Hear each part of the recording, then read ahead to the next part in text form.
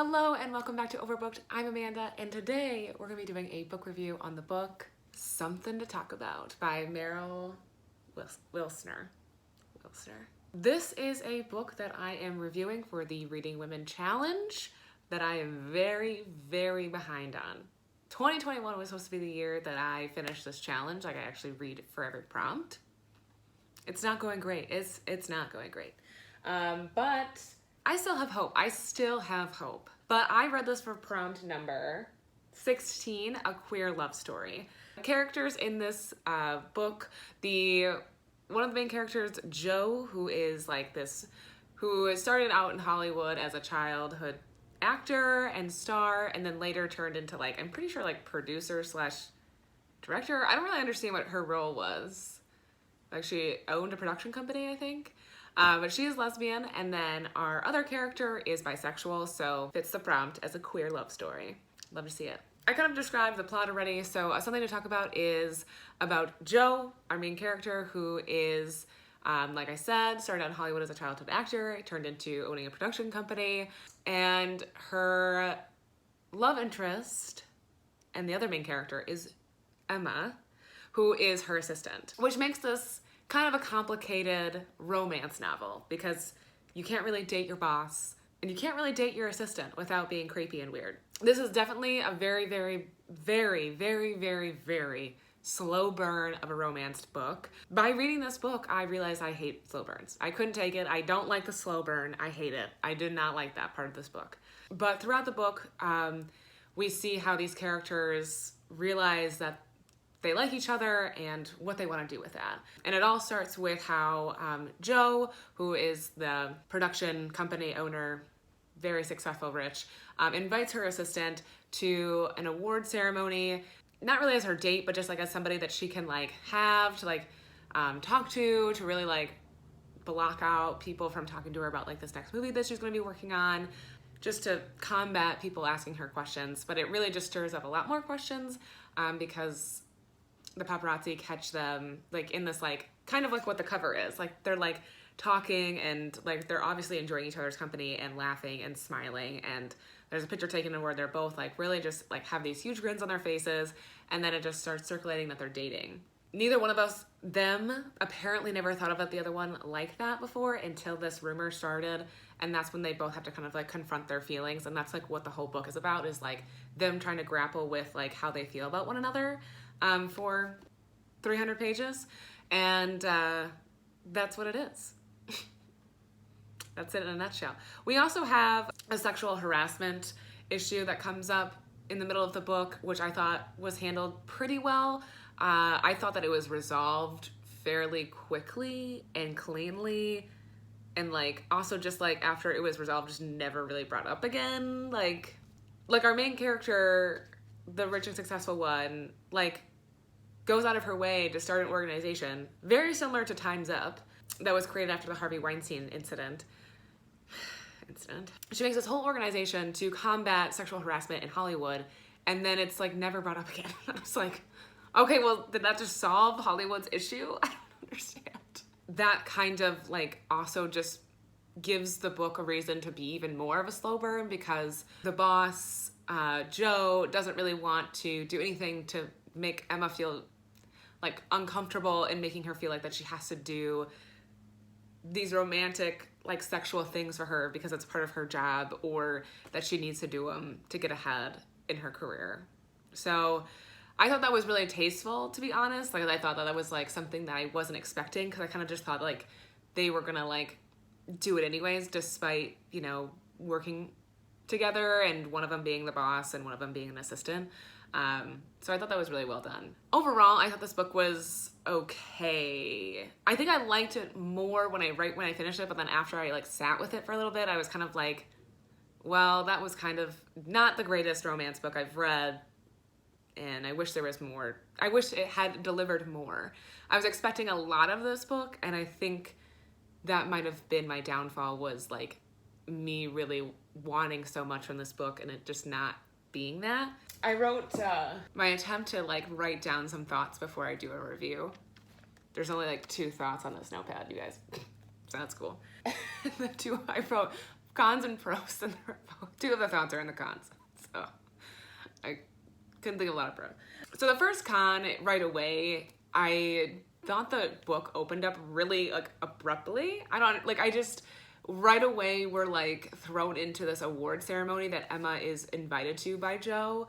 There's really no context given. It's just like Joe's like, or Emma's like, yeah, my boss invited me to this award show and now I'm here and yada yada yada, which I know obviously sets up the whole thing for the rest of the book because of the rumors and yada yada yada, but I think it would have been nice to like have some kind of context before we get thrown into this like award ceremony thing that she's invited to. Like, why did Joe go out of her way to invite Emma? Did they have like, I guess I'm not aware as a reader when I'm first opening it that they have this like pretty close relationship and that Joe trusts Emma to like be there. Like, I'm just kind of confused of like why a boss would ask her assistant to be there, especially like in the beginning, Joe asks, like she buys Emma a dress and they go dress shopping and like she's trying on dresses and Joe just seems really, really like bored and doesn't want to be there. Obviously that's not really the case, but like as a reader, we're like reading from Emma's perspective and we don't really get to hear from Joe's perspective until like about that event until like way later. So it's kind of like, okay, well, why is Emma here? Like, why is she like trying on these? This like seems really awkward. If I was Emma, I would not want to be there. I just don't want it. This is really weird. Like, why is my boss sitting there just staring at her phone while I look through like looking through emails or something and I'm trying on these expensive ass dresses? It's just weird. I don't know. Especially, okay, now I'm looking at my notes.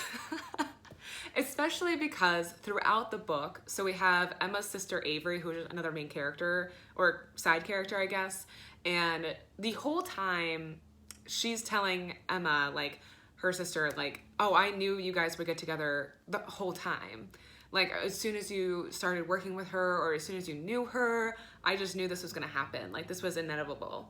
That's not I can't say that word. This was always gonna happen. And other characters say that too. So Joe has a best friend named Evelyn, and she's just kind of like, oh, have you like made out with your assistant yet? Like, when's the wedding? Like, just like all these things, like all of these these side characters apparently know way more than we do because they're like not surprised at the rumors. They're not shocked. They're like, oh yeah, told you so. And I'm like, told me what? Like, I don't know. Like, who are these people? I don't even know. So I thought that was kind of just interesting. So I wish that like, instead of like starting the book at the award ceremony, we would have had like maybe a handful of chapters where we like just kind of like saw them interact with each other and like why they were so close and why it was so obvious that there would be some kind of attraction to one another. Because I was just kind of very thrown off by that intro and must not be seeing the same thing that Avery and this Evelyn chick is seeing because I don't know.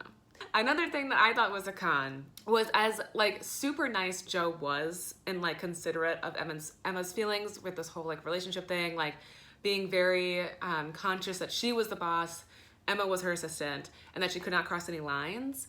For somebody who was just really like respectful of that, couldn't take the time that when like all these rumors came out and that was like after this photo was released and it was like started that like her and Emma were dating, she could not come out to the press and be like, yeah, no, we're not dating. I just asked her to come to the award show as a friend. Like, she did not do that. She was like, I don't like when authors repeat lines. This line was repeated so many times. I have not talked to the press about my love life in 30 years. Why would I start now? I haven't talked to the press about my love life in 3 decades. I haven't talked to the press about my love life in the 3 decades I've worked in this industry. Why would I start now? I thought I was gonna go crazy. If I have to read 3 decades or 30 years in this industry one more fucking time, gonna lose my mind. So I just thought that was really interesting because I felt like Joe, who was a successful woman in this industry, had made a corner, a niche for herself, made this like empire essentially, and Emma, who was an assistant, had nothing to stand on, nothing to like back her up.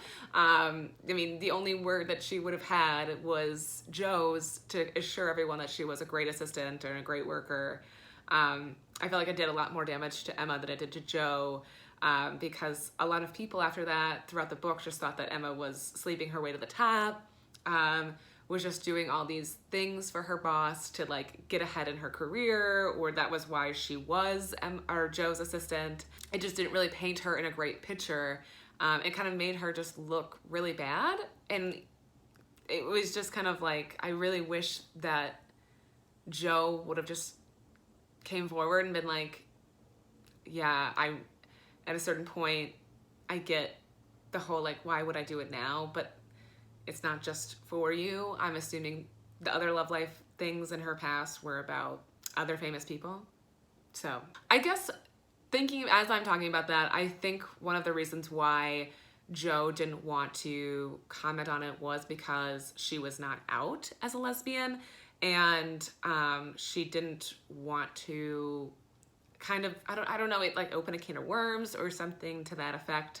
But it was very clear throughout the book that even though Joe was lesbian, she was not out in Hollywood. Like there was, you know, suspicions and like obviously rumors, and I think a lot of people assumed, but I mean, Emma herself doesn't really know that Joe's lesbian until Joe tells her herself.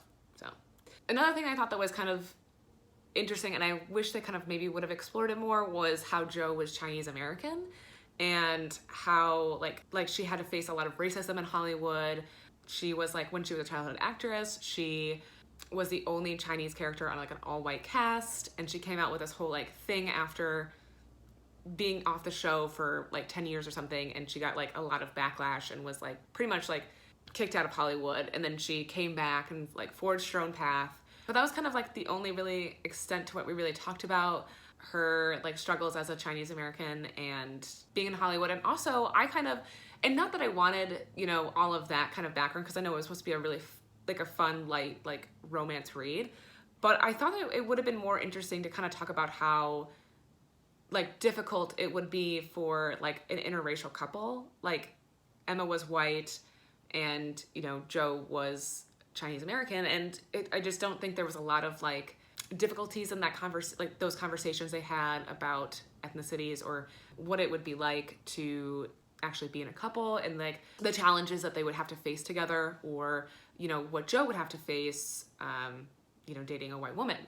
And I just thought that that would have been a little bit, it would have been kind of cool to dive into that and like look at that, but it just wasn't. So I don't know, that was my own personal thing. I wish that could have been maybe explored a little bit more, but the author also was white, so I don't know how well she could have also explored that avenue.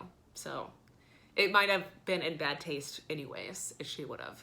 And I think, so like the prose of the book, I already kind of talked about, I really liked like how respectful Joe was towards Emma in this whole like relationship thing.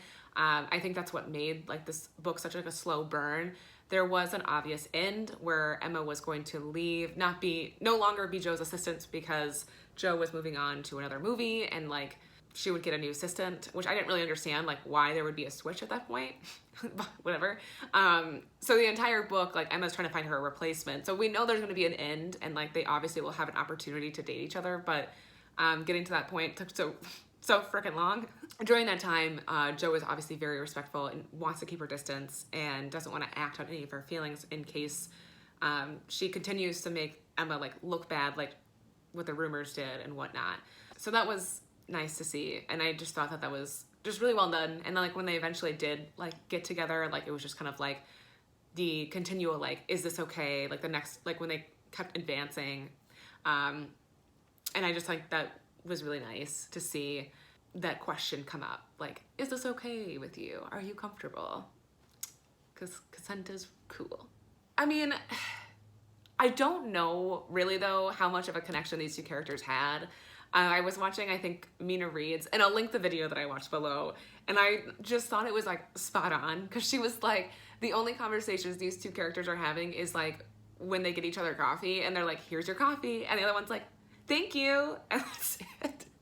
Because that is like so much of the dialogue between the two characters is them getting each other coffee. And I'm like, all right, well then I have a lot of romantic connections with a lot of people then. And that's like what the criteria is for a crush. It's getting each other coffee. So that was kind of just like weird to me. I thought that there was a lot of like, when like they get into this like fight, you know, that has to happen in a romance novel, is like there's some kind of tension. I just thought it was so dumb. I thought like the whole fight, why they were whole mad at each other, mainly Emma being mad at Joe, I thought that was just not really needed or called for. Like Joe does this really great thing for her sister and Emma just gets really upset about it because no one told her about it. And I'm just kind of like, okay, but somebody eventually told you. And also it's kind of not none of your business. So that was just kind of like, there were just so many things where I was like, why are we upset here? Why?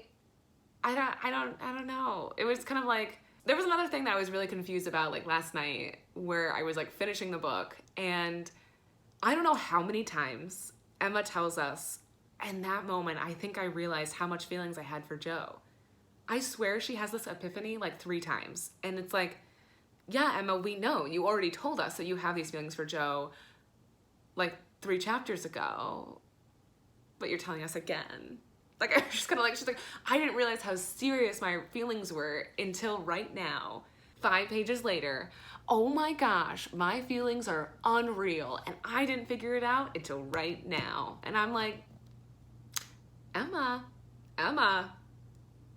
you did know this already though. You knew, Emma, you knew. With all that said, I thought it was enjoyable. I gave it 3 stars. Like, it was like frustrating, which just sounds like a load of crap because I'm saying it was frustrating. I didn't enjoy the slow burn. Some of the things that happened were really just ridiculous. But I will say this. I have been in a reading slump for a couple months now, and probably the entire year of 2021. And this was a really easy book to get through. And so I'm thankful for that. I'm glad that it was a breezy, light read, and I got through it in a week. So what else could I ask for? There's a lot of more like I want to read more like female queer romances. And I know I've talked about Sunny Book Nook a lot. Like, she's recommended a lot of books. And there's this one book that I've had my eye on forever. I haven't got around to it. It's like Hockey Sticks or Witches on Hockey Sticks or something. And it's about like a queer love story on like a female hockey team or something. And that just sounds like so adorable to me. And I just realized that like when I was reading this and I wanted it to be better, I was like, I need more female love stories because 1, like when they finally did get together, it was really cute. And 2, it's just like, wow, the dialogues are so much better. You know, I love men, but women just really know how to talk to each other, you know? So I am looking for recommendations. Like if you have a female queer or, you know, female identifying queer love story, I would love your recommendations. So please put them in the comments below. I feel like this review was kind of like all over the place. It was kind of a mess. Welcome to my channel. But if you have read Something to Talk About, please let me know your thoughts in the comments below. I'm still like digesting it. Still gonna be watching some more YouTube review videos on it today, just to try to like figure out what my actual thoughts are. I gave it 3 stars. I think it was like enjoyable, but I definitely think that if you don't enjoy slow burn books, this probably isn't the romance book for you. So you are warned that you will not get any smutty scenes out of this book. That was my review on Something to Talk About. Thank you so much for watching. If you like this video, click the thumbs up and subscribe if you have not already. And I will see you guys next time.